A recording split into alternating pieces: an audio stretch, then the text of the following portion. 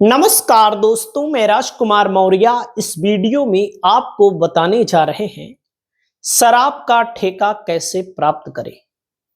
आप लोग सुनते होंगे शराब के ठेके को जो लोग प्राप्त करते हैं, जिनको लाइसेंस मिल जाता है, वे लोग अच्छा खासा पैसा कमाते हैं। हमारा उद्देश्य इस वीडियो को बनाने का यह नहीं है कि आप शराब पिए या किसी को हम शराब पीने के लिए कह रहे हैं। हमारा उद्देश्य इस वीडियो को बनाने का है अर्निंग, लोग कमाई का जरिया मानते हैं और सरकार भी इसको कमाई का जरिया मानती है। हालांकि जो लोग पीते हैं उनमें से अधिकतर लोग शराब को पीकर बर्बाद भी होते हैं।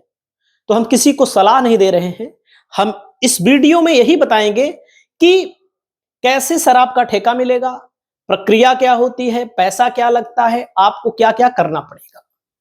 तो दोस्तों, आप सभी साथियों को मैं बता दूं कि पारदर्शी तरीके से सरकार शराब के ठेके का लाइसेंस देती है। पारदर्शी का मतलब ईमानदारी से। हालांकि कुछ लोग कहेंगे नहीं यार, जुगाड़ होता है लोगों का। किसी का कोई जुगाड़ नहीं होता है। तमाम हमारे संपर्क के लोग हैं जो हमको व्यक्तिगत तौर पर बताते हैं, भैया कोई जुगाड़ नहीं लगता है, केवल और केवल आवेदन करना होता है। आवेदन में आपका नाम आ गया तो आपको ठेका मिल जाएगा। अब जैसे लाइसेंस कैसे मिलता है, पहली प्रक्रिया है ई लॉटरी सिस्टम। इलेक्ट्रॉनिक, ई लॉटरी मतलब इलेक्ट्रॉनिक। और जब ई लॉटरी सिस्टम लागू हुआ है तब एक आम आदमी भी शराब का ठेका प्राप्त कर सकता है। ई लॉटरी सिस्टम कैसे काम करता है? सबसे पहले आपको उत्तर प्रदेश की आबकारी विभाग की आधिकारिक वेबसाइट पर ऑनलाइन आवेदन करना पड़ेगा। आवेदन कब होगा इसके बारे में मैं आपको आने वाली अगली वीडियो में बताऊंगा। आवेदन कब होगा, आवेदन में क्या क्या तैयार रखना है आपको अगर आपको लेना है तो। दोस्तों, दूसरा नंबर योग्यता, एलिजिबिलिटी क्या होती है। पहला नंबर भारत का नागरिक। भाई आप हमारी वीडियो देख रहे हैं तो हम जैसे नागरिक भारत के हैं, आप वैसे भारत के नागरिक। आयु कम से कम 21 वर्ष या उससे अधिक होनी चाहिए। आप समझ रहे हैं, 21 साल से कम वाले को ना तो शराब पीने का लाइसेंस मिलता है ना तो शराब बेचने का। लेकिन भाई ठेके पे कोई भी जाता है, खरीद लेता है, मिल जाता है। आपराधिक रिकॉर्ड का अभाव। आपराधिक रिकॉर्ड अगर किसी के ऊपर है अपराध तो उसको लाइसेंस नहीं मिलता है। आप लोग ये भी कहेंगे यार भाई हमारे संपर्क में फलाने अपराधी टाइप के व्यक्ति हैं, उनको मिल गया है तो उनके नाम पर नहीं होगा, उनकी पत्नी के नाम पर होगा, उनकी बेटी के नाम पे होगा, बेटे का नाम पे होगा, रिश्तेदार के नाम पे होगा, सब थोड़ी अपराधी रह जाते हैं। आर्थिक रूप से सक्षम भी होना चाहिए क्योंकि निर्धारित पैसा जमा करना पड़ता है। आप लोगों को लगेगा भाई कितना पैसा लगेगा, सब बता रहे हैं। निर्धारित दस्तावेज भी लगेंगे, दस्तावेज मतलब कागज भी लगेगा। दुकान का स्थान, आबकारी नियमों के अनुसार जब आप फॉर्म भरेंगे दुकान के स्थान के बारे में भी आपको बताना पड़ेगा और आबकारी विभाग के नियम का पालन दुकान के स्थान में होना चाहिए। तो नियम इसका क्या है ये भी बताएंगे आगे। आवश्यक दस्तावेज में पहचान पत्र के तौर पर आधार कार्ड, वोटर आईडी का प्रयोग किया जाता है। निवास प्रमाण पत्र आप लेखपाल से ऑनलाइन आवेदन करें, लेखपाल से बनवा सकते हैं, ऑनलाइन बन जाएगा, लेखपाल रिपोर्ट लगा देता है।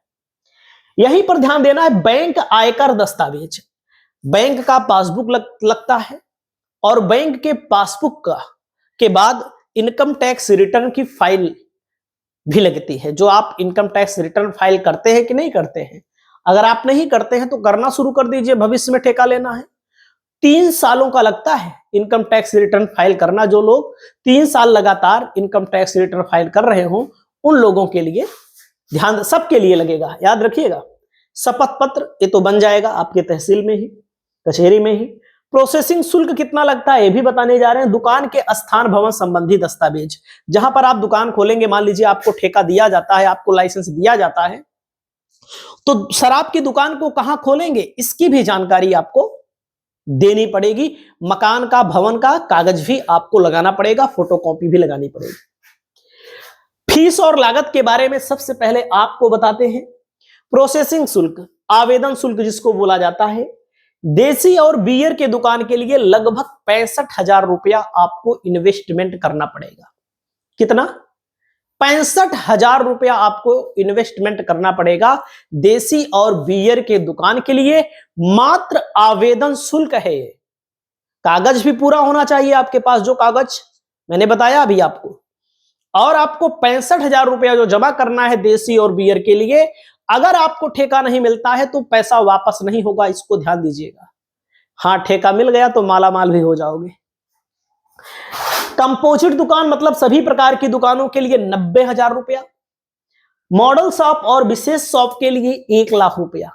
यानी कि मॉडल शॉप खोलना चाहते हैं, विशेष शॉप जिसको मॉडल शॉप का मतलब जो बैठ उठ के पीने की व्यवस्था होती है। मैं व्यक्तिगत तौर पर पीता उता नहीं हूं, एकदम साफ बता दूं, ना किसी को पिलाता हूं, लेकिन जानकारी दे रहा हूं। और ये पैसा वापस नहीं होगा, इसको ध्यान दीजिएगा। लाइसेंस शुल्क, सिक्योरिटी, जैसे लोग कहते हैं भैया मान लीजिए 65,000 में काम हो जाएगा, नहीं, 65,000 में काम नहीं होगा। देसी ठेका अगर आपको खोलना है, मान लीजिए आपको सरकार ने लाइसेंस दे दिया, सब कुछ कागज पत्र आपका सही है, तो 8 से 12 लाख रुपया मात्र देसी ठेका खोलने के लिए लगेगा। सिक्योरिटी जमा करना पड़ेगा इसमें। सिक्योरिटी के अलावा आप फिर ये सिक्योरिटी का पैसा है, सिक्योरिटी जमा करना पड़ेगा और आप खरीद कर लाएंगे, सरकार के गोदाम से खरीद कर आएगा, उसको बेचोगे और उस पर फायदा कमाओगे। विदेशी कंपोजिट के लिए 12 से 25 लाख रुपया लगेगा। एक अनुमानित लागत है, अनुमानित लागत है, कम ज्यादा थोड़ा बहुत हो सकता है। कुल मिलाकर व्यवसाय शुरू करने की शुरुआती लागत कई लाखों में हो सकती है। इतना आपको समझ में आ गया होगा। और इस पैसे में भवन का पैसा नहीं शामिल है, इस पैसे में भवन का पैसा नहीं शामिल है, इस पैसे में केवल और केवल मामूली पैसा शामिल है, जमीन का पैसा नहीं शामिल है, इसको ध्यान दीजिएगा। आवेदन की प्रक्रिया क्या होगी? वेबसाइट पर ऑनलाइन आवेदन होगा, यूपी एक्साइज पोर्टल पर। निर्धारित दस्तावेज, जैसे कि मैंने आपको शुरुआत में ही बताया कि इनकम टैक्स रिटर्न 3 सालों का होना चाहिए। बाकी सब कुछ तो रहता ही है आपके पास, भवन का कागज रहेगा, कहां खोलोगे, शपथ पत्र वगैरह तो बन ही जाएगा। प्रोसेसिंग शुल्क का भुगतान, आवेदन को ई लॉटरी में शामिल किया जाना, लॉटरी में चुने जाने पर लाइसेंस जारी होगा, लाइसेंस मिलने के बाद आप दुकान खोल सकते हैं। तो दोस्तों, कहने का मतलब है कि एक मामूली सी दुकान को खोलने के लिए इतना पैसा लगेगा, लेकिन मामूली नहीं है। कमाने वाले अच्छा खासा पैसा कमा लेते हैं। बाकी आपकी जो भी राय हो इस वीडियो में कमेंट करके बताइएगा। नमस्कार।